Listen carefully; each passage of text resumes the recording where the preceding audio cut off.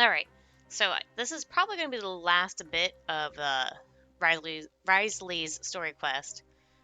This is where we're going to be meeting up at the Coupon Cafeteria in Reborn, the Land of Grievances. Let's go meet up with Wriothesley.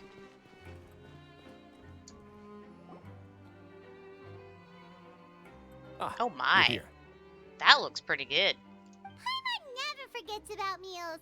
Even if the traveler forgets, Paimon will remind him for sure. You say that as if I've been feeding you, or you say that as if I haven't been feeding you or something. That's not what Paimon meant at all. Wriothesley, you got what Paimon meant, right? I'm a little confused, actually. Hey, not you too. Me. Jokes aside, I've got some good news. After taking a look, the doctors have let me know that it shouldn't be too difficult to extract the thorns, which means that everyone should be able to recover after a period of rest. As for their mental recoveries, most are making good progress as well.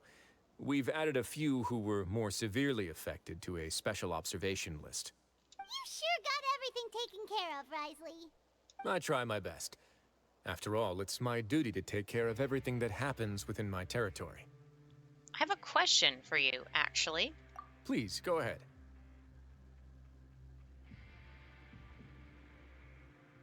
Your flashbacks when you picked up the gem. Your anger when you confronted Dugier. Ah, that's a bit of a long story. I once had a similar experience. It had to do with the host family I lived with as a child. I was an orphan, adopted by a couple with a great deal of love in their hearts. I had many siblings, and we all adored each other. Once we were older, Mom and Dad would turn us over to be individually adopted by families of greater means, and go on to adopt more young children. They were perfect parents. Or so I thought. And then? And then, I found out we were merely raised as livestock. Once we had reached a certain age, our parents would bring us to the market for sale. All children that were sold would leave the house, and nobody would know what became of them. As for those who didn't sell, they were merely disposed of.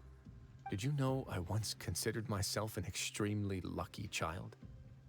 And all of my friends, all of my siblings, they all felt this way as well. I was also not the first to find out about the truth.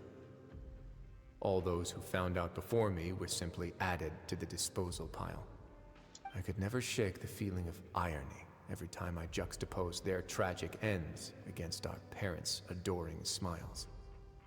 That explains a lot. Yes.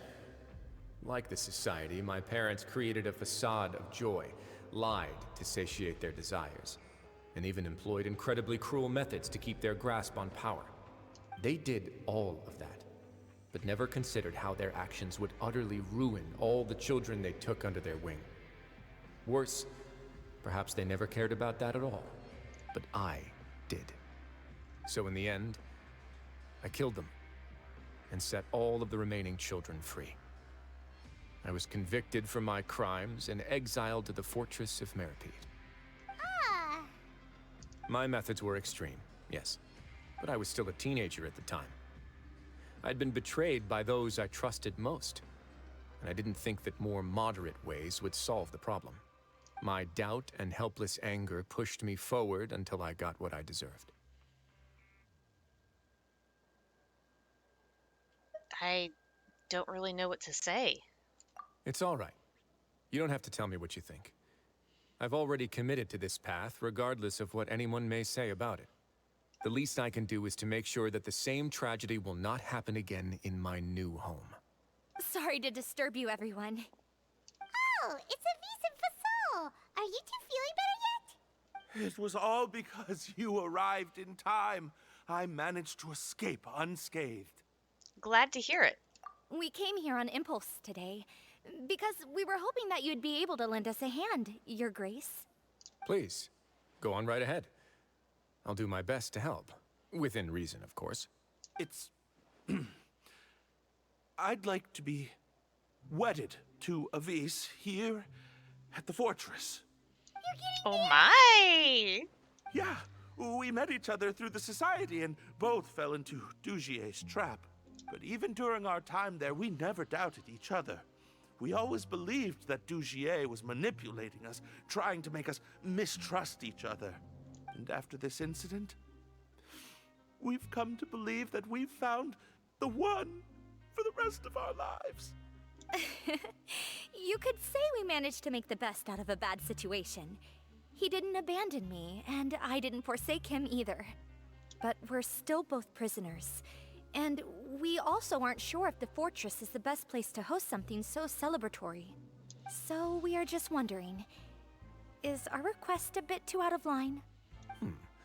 You're right in that the fortress has never hosted a wedding before. But that's no reason to say no, is it? I'll help you make the arrangements. If you need anything special shipped in from the surface, just say the word. Oh, we can't thank you enough, Your Grace. We are actually also planning to stay here after the conclusion of our sentences. Yeah, we've already made tons of special memories here. So now, it'd be too hard to leave. And we have full confidence in the fortress's future with you at the helm, Your Grace.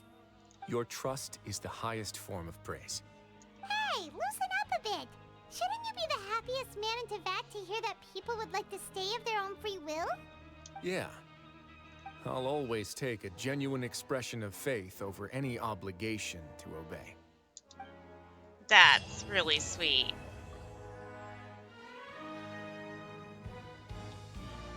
And that is the end of that quest line.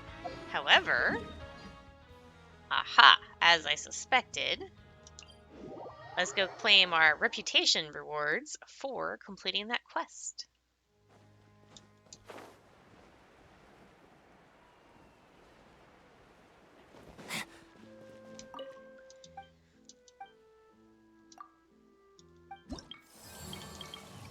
Oh wait, then what was that? Was that the Adventurers Guild? Oh, that was it just saying that I have new requests and bounties. That actually kind of makes me sad. Oh well. Well, that's gonna be it for now, and I'll see you guys later!